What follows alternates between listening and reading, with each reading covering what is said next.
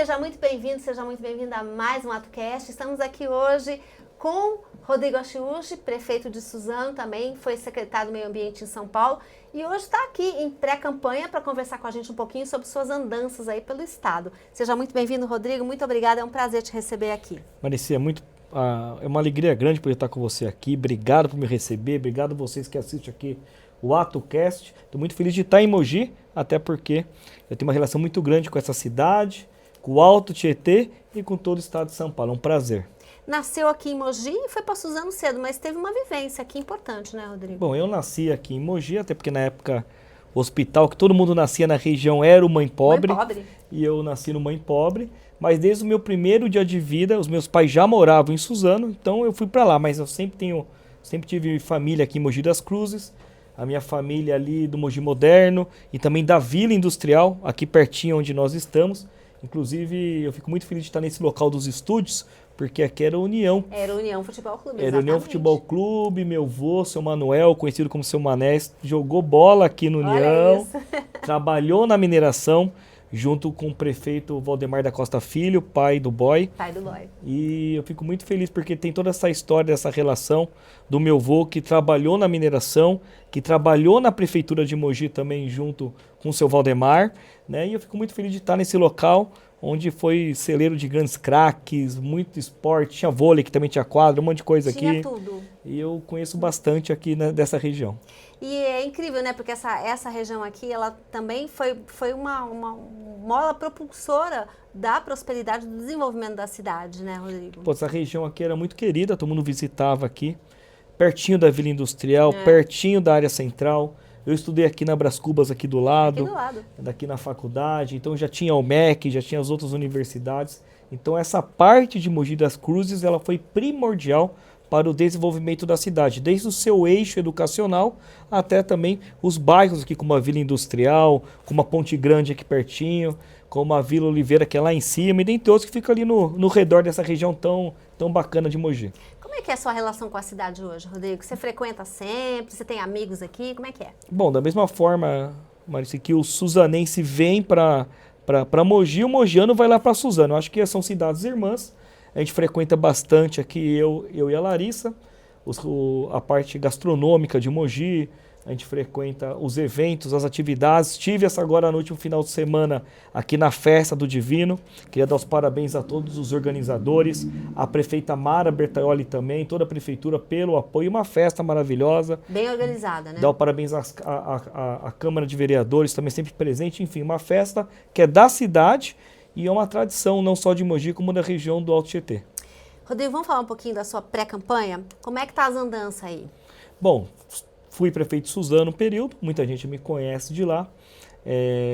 Emendei uma passagem muito bacana lá na Prefeitura de São Paulo, como secretário do Verde e Meio Ambiente, junto com o Ricardo Nunes, junto com o Tarcísio, com o André do Prado e toda a nossa equipe, né? E eu estou muito feliz pela recepção, pelo reconhecimento do nosso trabalho realizado em Suzano, em São Paulo, e também porque as pessoas veem a possibilidade nessa pré-campanha de conhecer um pouquinho mais da nossa história, e eu tenho certeza que vislumbram tudo aquilo que com muito trabalho, com muita dedicação, com muito conhecimento e muito esforço, como eu fiz em Suzano, a gente pode contribuir com todas as cidades do Alto Tietê e do estado de São Paulo. Como é que você tem organizado essa andança sua, né? É por região? Você tem visitado cidades específicas? O que você tem buscado ouvir da população? Bom, como eu disse para você, eu fui prefeito de Suzano, secretário, fui presidente do Condemate por 3 vezes, 3 oportunidades. Isso me abriu um leque de amizade, de conhecimento, de poder propagar o nosso trabalho que já foi realizado. Então a gente tem prestação de contas muito positiva para poder estar mostrando para todo mundo. Isso me propicia, Maurício, o convite, né, da gente poder estar visitando algumas cidades, não só Mogi, não só Poá, Ferraz, Itaquá, Guararema, dentre outros, e cidades fora aqui da nossa região também. Já andei em Pereira Barreto, Araraquara, Araçatuba, São Carlos, Lins. E o bacana é que as pessoas nos convidam para conhecer um pouquinho da nossa história. Já conhecem a nossa história, mas para conhecer de perto os cases de sucesso que foram feitos, tanto em Suzano, quanto em São Paulo, quanto no Condemate, para a gente poder ajudá-los nesse desenvolvimento das cidades, que é super importante. Então, estou muito feliz pelo convite que eu recebo, agenda lotada, e a gente faz com muita alegria, porque eu gosto do que eu faço, eu acredito na política do bem, acredito que ela é feita por pessoas do bem, pessoas que façam de forma positiva, a gente consegue transformar muito a vida das famílias e das pessoas. Então, por isso que eu estou na política, e acho que isso também, pelo que viram que a gente fez em Suzano, a gente acaba recebendo esses convites aí de várias cidades, e eu estou chegando em todas as cidades com maior alegria. Muito legal esse trabalho, né? Mas também é bem, vamos dizer, ativo, né? Tem que estar sempre visitando, ouvindo as demandas das pessoas. Qual é a principal preocupação do cidadão paulistano hoje, na sua opinião, Rodrigo? Bom, acho que o Estado tem várias necessidades, né? Como uma cidade, uma obra inacabada, no Suzano também não é perfeito. Suzano eu entreguei 153 obras, 350 quilômetros de pavimentação, nós saímos com 93,7% de aprovação, deixamos obras que a gente não entregou, mas a gente iniciou, e o Pedro Isch, que é o prefeito, agora está colocando em prática, entregando como pavimentação, como a FATEC, como a alça do Rodoanel, o terminal de ônibus de Palmeiras, a Roberto Simons, que foi entregue, dentre outras, né? Mas eu vejo que a maior preocupação hoje ainda, não só do povo paulistano, acho que do país, é a questão da segurança, da saúde, do desenvolvimento, geração de emprego, mas principalmente a gente buscar cada vez mais uma credibilidade que o brasileiro vem perdendo na questão política, né? O meio político tem que resgatar essa credibilidade, porque através da política, você gostando ou não, querendo ou não, é através dela que a gente consegue melhorar a vida das pessoas. Quando chega uma UBS na sua cidade, quando chega asfalto, principalmente em estrada de terra, onde a pessoa para de pisar no barro e começa a ter uma dignidade de não sujar seu pé para ir trabalhar, para ir para uma escola, quando chega uma escola nova, enfim, quando gera empregos, enfim, é tudo através da política. O que a gente tem que buscar agora é a gente realmente falar do que se deve ser falado. Infelizmente a gente está com um momento muito ruim da política, vários escândalos, né, que acabam tirando o foco daquilo que é preciso. Quando você começa a falar muito de Banco Master, quando você começa a falar muito de INSS, que tem que ser falado sim, tem que ser visto, a gente não pode esquecer, por exemplo, do rombo do Brasil de R$ 1 trilhão pago de juros, pago de dívida todos os anos, é praticamente 1/3 do que o Brasil arrecada, e a gente tem que mudar esse quadro. Eu tratei Suzano como se fosse a minha casa, como se fosse uma empresa. Então, e a gente sabe que com uma dívida dessa, nenhuma empresa se sustenta por muito tempo. Trava o desenvolvimento, né? O Brasil é uma terra maravilhosa, o nosso estado é maravilhoso, enfim, tem muita coisa para ser feito, mas não adianta a gente ficar falando que o Brasil é o país do futuro se a gente não arrumar no presente. Então é isso que a gente tem que trabalhar firmemente. Tem que mudar esse discurso, né? Mudar o país do futuro desde a minha avó fala que é o país do futuro, né? Agora a gente tem que começar a falar que realmente para chegar a um futuro promissor que todo mundo quer, eu também quero, a gente tem que mudar o presente. Já que a gente está falando nesse assunto, qual a sua opinião sobre o governo Lula? Bom, é a terceira vez que o Lula é presidente do Brasil. Lógico que ele tem os seus méritos por ter chegado à terceira vez presidente, né? A pessoa que mais foi presidente. Mas é um governo que nessa gestão está indo muito mal. É um governo que tem uma dívida muito grande, que acumula mais e mais benefícios, mas de onde que nós vamos tirar esses benefícios?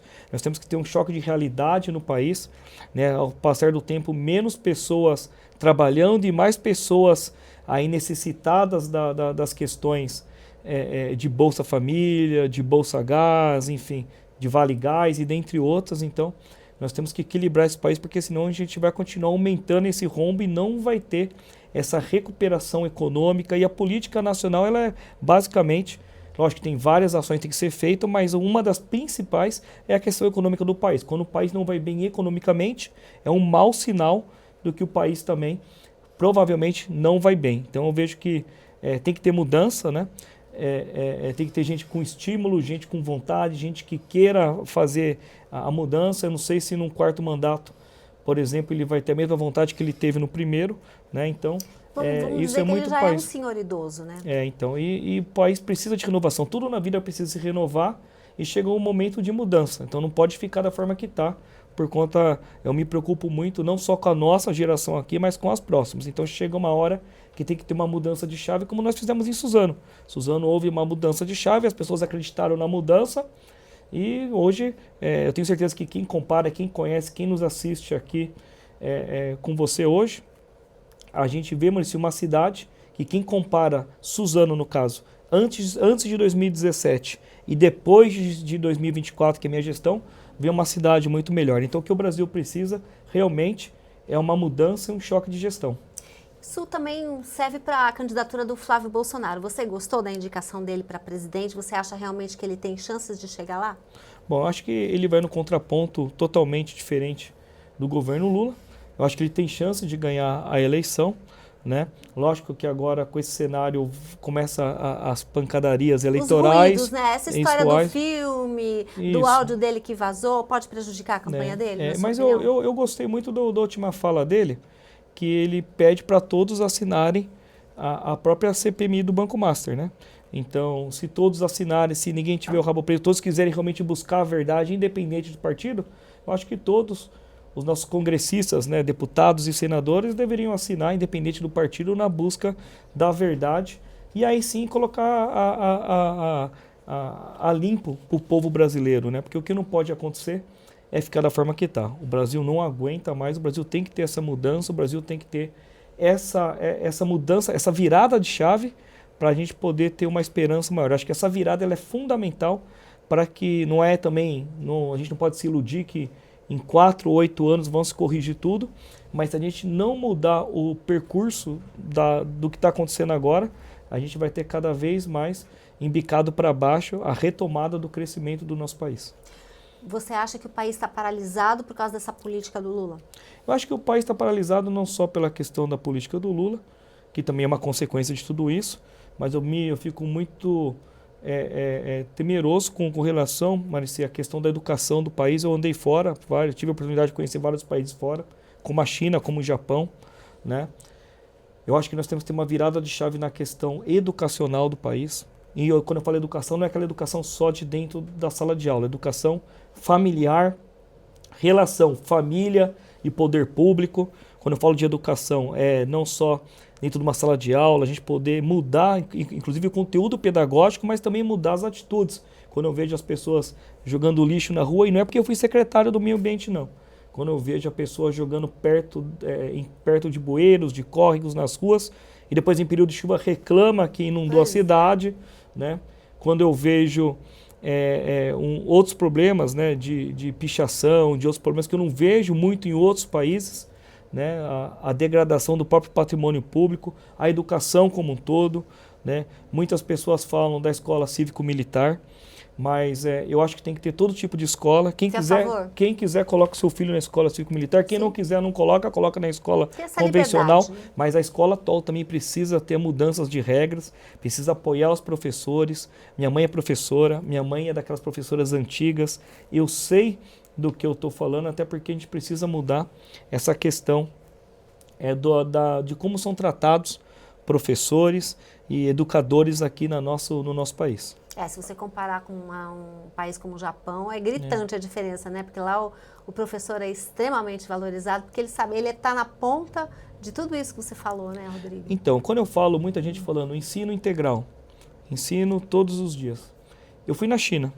Na China, Coreia, esses países estão se desenvolvendo muito rápido e principalmente muito disso se deve à educação. Quando eu cheguei na escola, e como a minha família também vem da educação, eu tive a oportunidade de uma das visitas que eu estive na China, fui em 3 oportunidades, de poder pedir, Marici, para visitar uma escola e eu entender como é que funcionaria a escola. E eu fui numa escola infantil. Desde pequeno, uma sala de aula, um pouco maior que essa sala que nós estamos aqui, que são os seus estúdios. Eu cheguei lá, um dos ambientes da sala de aula era um showroom de uma casa. Tinha cama, tinha até uma bicicleta ergométrica, aí do ladinho tinha já uma continuidade de uma cozinha com micro-ondas, com outras coisas, com máquina de lavar e tal. Eu falei, mas como que uma criança de 3, 4 anos, qual que é o sentido disso? Ele já ensinava desde pequeno. A gente lixeira no lugar certo, as divisões do lixo, né, lixo orgânico, lixo não orgânico, reciclável. Enfim, reciclável. E eles ensinavam desde pequeno as crianças de 3 a 4 anos a terem esse tipo de atitude. Arrumar sua cama, fazer exercício, poder ligar e desligar uma máquina, poder saber o que é uma cafeteira, o perigo de um micro-ondas. Olha, isso está na base. Poder fazer a reciclagem de forma certa E no currículo deles pedagógico, tinha aulas de arte, aulas de pintura, porque as crianças elas tinham que se desligar naquele momento da questão tecnológica e se dedicar à mente, ao corpo e à alma deles. Isso eu achei muito bacana. Pra você ter uma ideia, lá na China também, e no Japão, na Coreia, nos países que eu vejo que tem um desenvolvimento educacional muito grande, um dos pontos importantes também que eles falam que aqui no Brasil, na minha época, tinha muito, aqui na Vila Industrial, onde eu frequentei muito, morei com a minha avó aqui, já várias vezes dormi aqui com a minha avó, ficava com a minha avó, aqui também no Mogi Moderno, enfim, o povo mais antigo acho que vai entender o que eu vou te falar. Daquela época onde, na hora da janta ou do almoço, principalmente no domingo, sentava todo mundo junto e conversava, olhava um para a cara do outro, né? Hoje você vê, né? Pega a comida, vai pro quarto, liga o celular, fica no fala fone de ouvido. Gente, já tem absurdo de criança mandar o WhatsApp para a mãe estando na mesma mesa. Não dá, né? A gente tem que ver, são detalhes. E não é que a gente é antigo ou a gente é careta ou quadrado. Não, porque eram coisas importantes. Mas são né, coisas que fazem a diferença numa educação. Por exemplo, você citou a Coreia, né? Que é um país altamente tecnológico, mas já tem esse tipo de preocupação. A gente vê, infelizmente, por exemplo, Marcia, a gente fala um tema que até pegou muito a minha gestão, me marcou muito, a questão do Raul Brasil, outras questões que eu vejo que acontecem em outros lugares, mas o problema não está na segurança da escola, o problema não está somente de você colocar a câmera, colocar um agente, como nós colocamos, botão de pânico nas escolas, não é só isso. O problema está em casa também, a saúde mental das crianças. O pai poder estar mais perto, saber o que o filho está fazendo, o que a mãe está fazendo, o que a filha está fazendo, quais são as suas amizades, o que eles estão vendo na internet. Tem muito pai que é mais fácil né? pegar um aparelho, vou dar para você, se distrai aí, né? Toca aí. Então, eu acho que essa questão educacional mais ampliada, que é uma coisa que a gente quer discutir muito no futuro, para poder melhorar o nosso país, eu acho que esse é um dos grandes caminhos do Estado e do país. Acho que a gente vem investindo muito em escola e período integral, e agora melhorar o conteúdo que é dado durante esse dia inteiro e poder avançar da melhor maneira possível, não só com valorização financeira aos profissionais da educação, desde o porteiro, merendeira, direção, professores, não é só isso. É a gente poder valorizar a educação como um todo, mas uma educação que volte realmente a dar orgulho e dar resultado, aí sim, tanto na economia, na saúde, em outros setores, com certeza. Rodrigo, quero perguntar para você da sua dobrada com o deputado federal Márcio Alvino. Eu queria saber se a sua relação com ele, como é que é, porque ele é uma pessoa de Guararema, né? E como é que é? Vocês já tinham amizade? Vocês costumavam fazer coisas juntos ou só se criou agora com essa união política?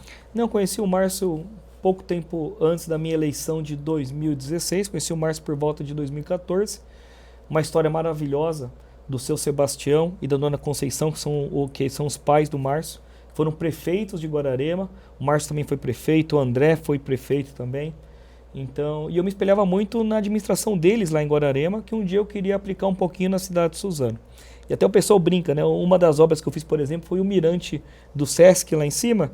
Eu conheci. E o Márcio tinha feito até um projeto que eu acho que era até do seu Sebastião antes, mas o Márcio fez depois, que é o Morro do Gerbásio, lá em Guararema, né? Que tem até um restaurante do Hangar muito bacana lá. Fiz até propaganda para eles aqui, já para você, né?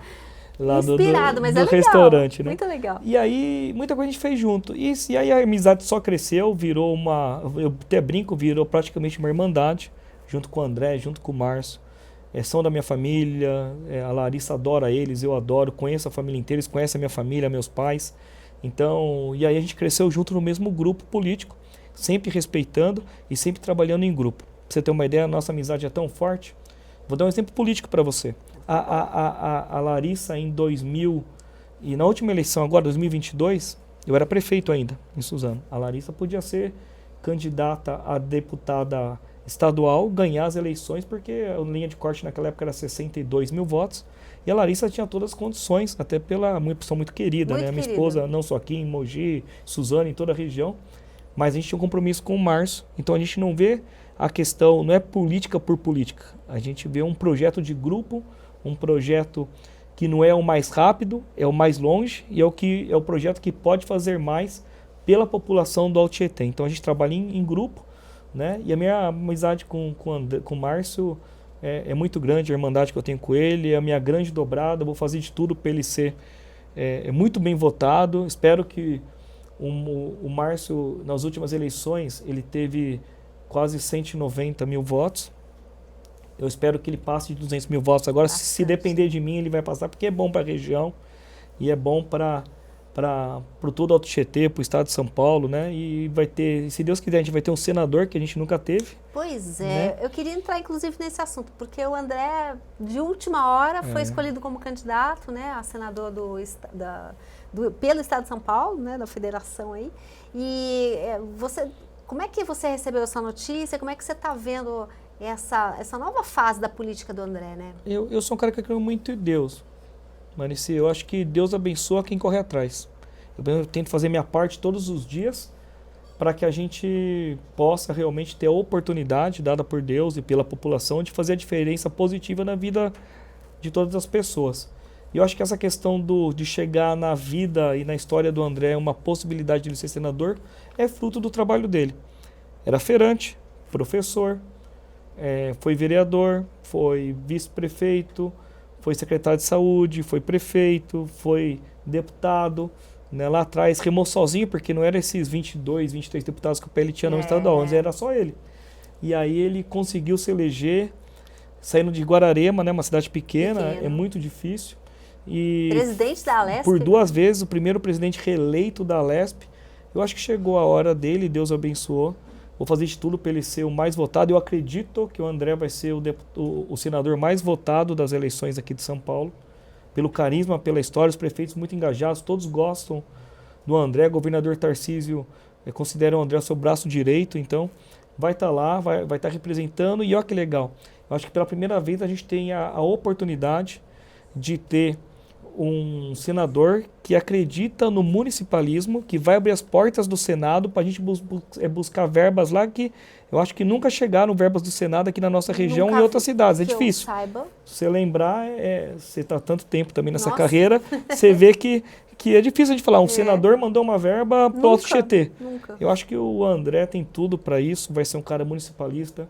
Vai me atender, vai ser possível. Vai me atender diretamente, eu vou trabalhar de porta-voz dos prefeitos junto com ele também, junto com o Márcio. Eu acho que vai ser um negócio bacana, acho que vai ter um senador, um deputado federal, eu lá aqui na Alesp, se Deus abençoar, junto com os outros deputados também aqui da região, que também fazem um trabalho maravilhoso. Falta a representatividade mesmo agora de deputados aqui na região, né? A gente perdeu o Marco Bertaioli, né? Então, essa é uma nova forma de enxergar a política e de melhorar também a nossa posição no ranking aí do Alto Tietê para a gente poder reivindicar mais coisas, né, Rodrigo? Tudo acontece na política, como a gente falou. Eu acho que a gente precisa de vários deputados, de grandes representantes. Uma época atrás, o interior de São Paulo cresceu muito por conta dos seus políticos que tinham lá. Tínhamos senadores, deputados. Federais, estaduais. Então o interior de São Paulo cresceu bastante, né? E agora chegou a vez do Alto Tietê. A gente poder somar, são mais de 3 milhões de habitantes, somando Guarulhos, principalmente a região aqui do Condemate, e tem tudo para a gente caminhar bem. O Bertaioli fez um grande trabalho como prefeito, como deputado, como vereador, deputado federal, estadual inclusive, teve a oportunidade também que foi dada, agarrou, e hoje é o nosso conselheiro lá. Então, imagina a nossa cidade, a nossa região, muito bem representada com grandes deputados. Se Deus me abençoar, a gente lá na Alesp, o Márcio como deputado federal, o André do Prado como senador, o Bertaioli lá no Tribunal de Contas nos ajudando, prefeitos maravilhosos como a própria Mara, aqui em Mogi, o Pedro, aqui em Suzano, Eduardo Boigues, todos, né? O próprio Inho, e dentre outros, né? Trabalhando muito, eu tenho certeza que a gente vai ter. O Zé de Guararema faz um grande trabalho também, maravilhoso. A gente tem a chance aí de ter uma região cada vez mais forte, muito bem representada e com força política, que acho que é isso que faz a diferença na vida das pessoas. Independente de partido, né, Rodrigo? Você vê, Ferraz também está numa nova fase aí com a Priscila e o Rodrigo também dando apoio para a cidade. Não, são pessoas que vêm trabalhando muito. Se Deus me abençoar no futuro, a gente poder contribuir com todas as cidades, independente de partido político, independente de sigla partidária, independente de qualquer diferença. Eu acho que quando se passa uma eleição, e foi isso que eu fiz em Suzano, passou uma eleição, é momento de somar todo mundo, ver os projetos para a cidade, conhecer a particularidade de cada município, e a gente está lado a lado com prefeitos e prefeitas para poder fazer o melhor que a gente possa contribuir e entregar para suas respectivas populações. Então é isso que a gente quer. Qual é a sua visão das chances do governador Tarcísio de Freitas ser reeleito? Grande no primeiro turno. É mesmo? Mesmo com pedágio, todas essas coisas aí que veio para cima da gente aqui, o pessoal tá meio bravo com ele aqui. Eu não tenho dúvida, mas olha, lógico que ninguém gosta do pedágio, o governador também não gosta. Na época eu era o presidente do Condemate, eu fui contra o pedágio, o André do Prado foi contra o pedágio, a gente avisou o governo, a gente se posicionou, mas por conta de uma questão econômica e também jogo de números, a conta teve que se, infelizmente, colocar o pedágio aqui. Mas também tem muita entrega, né? Tem a maternidade aqui de Brás Cubas, que é de Mogi das Cruzes, mas é da região do Alto Tietê. Tem o Hospital Regional de Suzano. Temos a FATEC, que foi entrega. Temos a Alça do Rodoanel, que eu tenho muito orgulho. porque é a maior obra aqui da região. Que começou com você, começou né, uma luta muito grande. Eu acho que aquilo lá é o gatilho de desenvolvimento da região. Suzano vai ser uma outra cidade, bem como Poá, Ferraz, Itaquá, Mogi também, que vai chegar ali pelas Orquídeas. Mas é uma outra cidade, a Alça descendo e subindo aqui na nossa região. Vai ser um ganho tremendo. E só ali foram quase 1,2 bilhões de reais, que tenho certeza que é por conta da força política, por conta da gente estar à frente do Condemate na época, da gente lutar com isso, do bom sentido encher o saco de todo mundo, do André ser o presidente da Lesp, da gente poder ter o maior partido do Brasil, que é o PL, à frente de tudo, um governador que é parceiro, que é amigo, que entende a nossa importância dentro de um contexto político do Estado de São Paulo. Tudo isso, todas essas variáveis somaram para que essa obra e as outras demais chegassem aqui na região do Alto Tietê. Estou muito feliz. Aliás, eu quero aproveitar esse ensejo aí para lembrar um jornalista que fez uma grande divulgação disso, né, dessa questão de dar essa importância para o Alto Tietê, de trazer os políticos para cá, de fazer com que essa região também fosse valorizada pelos nossos políticos, nossas autoridades, que foi o Darwin Valente. Queria saber que impacto ele teve na sua vida. Olha, o Darwin eu tive a oportunidade de conhecer no começo da minha caminhada, né? Então deixar até uma homenagem para a família, a história dele.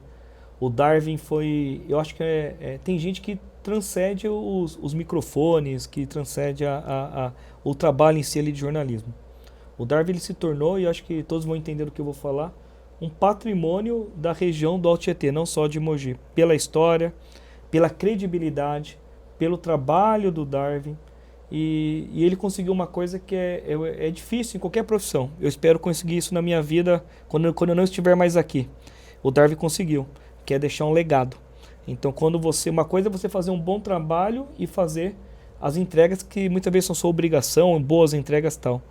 O difícil, Maricê, depois e é o que você vai ter no final da sua carreira, que você faz uma carreira brilhante também, é a gente poder deixar um conjunto da obra que não se torne somente um livro, se torne um best-seller, se torne um legado entregue à população. Quando eu não estiver mais aqui, vão passar na FATEC, vão passar na Arena Suzano, vão passar no Max Pfeffer, vão passar na Roberto Simonsen, vão passar nos buracos da Sabesp que não existe mais, vão passar lá na Pirâmide, em outras obras, né, que a gente passou, Hospital Regional do Alto Tietê, e vão passar na tão sonhada que vai ser entregue agora a Alça do Rodoanel, e dentre outras obras que nós entregamos, e vão lembrar que lá teve um prefeito que trabalhou, que se dedicou, que brigou para entregar uma obra. E todo mundo que lembrar de jornalismo aqui na região, não só esse ano, mas em vários e vários anos, vão lembrar do nome do Darwin sempre, até porque foi um grande professor, um grande jornalista, um grande amigo e um grande crítico construtivo, buscando sempre um Alto Tietê e um Brasil melhor. Ele é de Mogi, mas é um patrimônio do jornalismo regional do Alto Tietê. Rodrigo, quero agradecer demais a sua participação, muito obrigada, desejar uma boa sorte para você aí na sua pré-campanha e muito obrigada por ter vindo aqui participar com a gente. Viu? Obrigado a você, obrigado a todos que nos assistiram aqui, obrigado pelo convite. Eu sempre vou estar à disposição. Sempre bem-vindo. E obrigado pela história que você teve com o Darwin também, que eu sei que era muito próxima, de amizade, de respeito, de admiração. Foi chefe e repórter, mas a gente teve muita história junto, sim. Bom, e a todos vocês aqui na AtoQuest, um grande abraço. Que Deus abençoe a sua vida, abençoe todas as famílias aqui do nosso estado, do nosso país e de forma especial aqui de Mogi das Cruzes. Tenho muito orgulho de poder tenho uma relação muito forte com Mogi, não só na minha vida de formação educacional, na vida familiar da minha família aqui, na vida industrial, no Mogi Moderno, em todos os lugares, mas de ter muitos amigos e ter trabalhado, enfim, ter uma relação muito grande com essa cidade, e sabe que Suzano e Mogi são irmãos. Deus abençoe, viva Mogi das Cruzes, viva o Ato Quest. Obrigado. E para você que acompanhou a gente, muito obrigada pela sua audiência. E se prepara porque semana que vem tem mais AutoCast para você. Você que não se inscreveu, não perde tempo, se inscreve, ativa suas notificações aí e fica com a gente. A gente tem o melhor aqui da região do Alto Tietê e muito mais para você. Muito obrigada e até a próxima. E a tchau, semana tchau. que vem, ó, tem uma fofoca, tem uma bomba grande que ela vai falar, viu? Eita, assiste a gente. Segura.